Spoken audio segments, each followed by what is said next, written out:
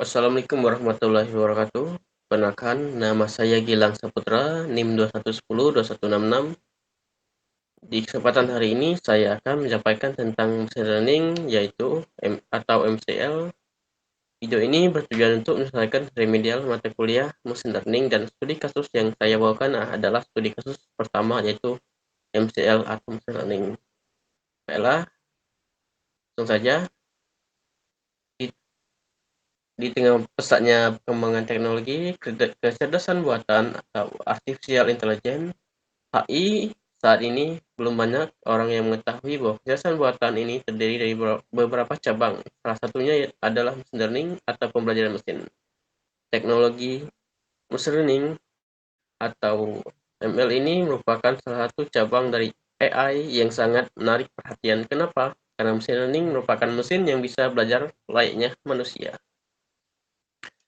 Apa itu machine learning? Machine learning sendiri adalah metode untuk menganalisa data, mempelajari pola dari data tersebut, dan membuat prediksi berdasarkan pengetahuan yang diperoleh tanpa instruksi eksplisit.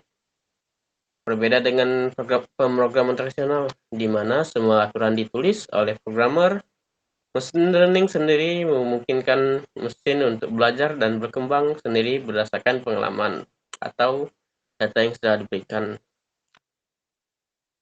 Kategori machine learning terdapat 3 di sini, yaitu supervised learning atau pembelajaran terawasi, yaitu bekerja dengan cara melatih model menggunakan dataset yang berisi pasangan input dan output yang telah di-label. Selanjutnya adalah unsupervised learning, pembelajaran tak terawasi.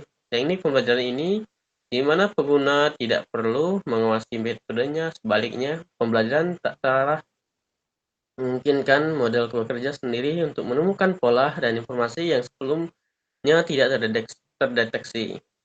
Yang ketiga adalah reinforcement learning atau pembelajaran penguatan.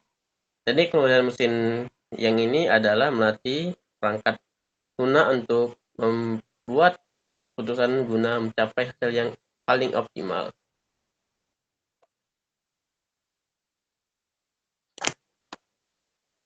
Bagaimana dengan cara kerja machine learning? Cara kerja machine learning sebenarnya berbeda sesuai dengan teknik atau metode pembelajaran seperti apa yang kamu gunakan pada machine learning. Namun, pada dasarnya prinsip kerja pembelajaran machine learning masih sama, meliputi pengumpulan data, eksplorasi data, pemilihan model atau teknik, pemeriksaan pelatihan terhadap model yang dipilih, dan mengevaluasi hasil dari ML. Berikut adalah untuk lebih jelasnya, pengumpulan data yaitu bertujuan untuk data yang relevan atau untuk masalah yang ingin diselesaikan dikumpulkan dan dipersiapkan untuk pelatihan. Selanjutnya ada pre-processing data, data dibersihkan dan dipersiapkan, misalnya data dengan mengatasi nilai yang hilang, menormalisasi atau konversi data. Ketiga ada pemilihan model, bertujuan berdasarkan tujuan dari data, pemilihan model yang tepat dilakukan, misal regresi, decision tree, dan SPM, dan lain-lain. Yang ketiga ada training model, model dilatih menggunakan data pelatihan untuk menemukan pola atau hubungan. Ketiga ada evaluasi model, model dievaluasi menggunakan data uji untuk mengukur beberapa baik performanya. Yang terakhir, penerapan model.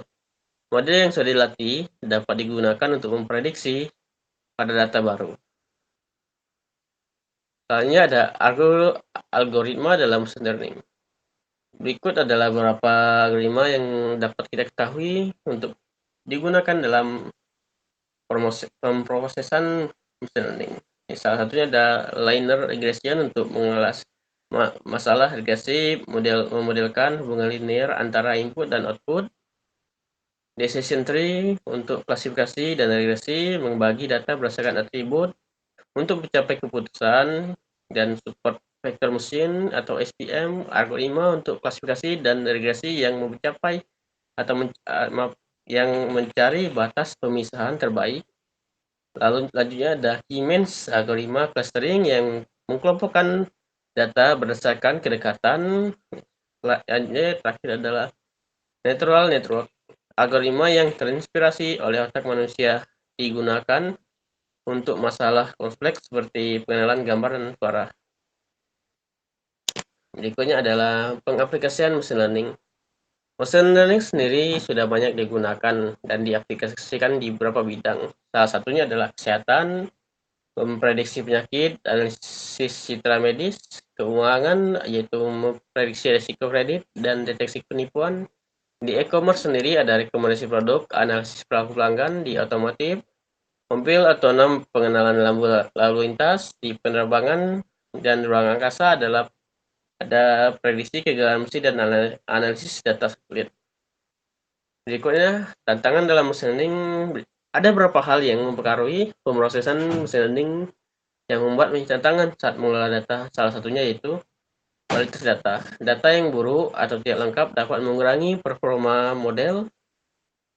Yang kedua ada overfitting, model terlalu menyesuaikan diri dengan data pelatihan sehingga tidak dapat digeneralisasi dengan baik ke data yang baru. Dan terakhir ada kompleksitas model. Beberapa model setiap deep learning membutuhkan banyak data dan sumber daya komputasi yang besar. Kesimpulannya adalah machine learning memberikan kemampuan bagi mesin untuk belajar dari data dan membuat prediksi dan keputusan seperti manusia. Berbagai jenis algoritma dan pendekatan seperti supervised, unsupervised, dan reinforcement learning dapat digunakan untuk menyesuaikan berbagai masalah. Dan ketiga ada penggunaan machine learning semakin berkembang dengan berbagai industri untuk keputusan yang lebih baik dan lebih efisien. Di pembahasan, machine learning adalah cabang dari AI yang berfokus pada pengembangan algoritma yang memungkinkan sistem belajar dan mengambil keputusan tanpa harus diprogram secara eksplisit. Ada 3 kategori utama dalam ML yang seperti yang dibahas tadi. Supervised learning menggunakan data yang dilabeli untuk melatih model. Unsupervised learning mengidentifikasi pola atau struktur data yang tidak dilabeli, dan reinforcement learning agar belajar dari feedback yang terima untuk meningkatkan kinerja.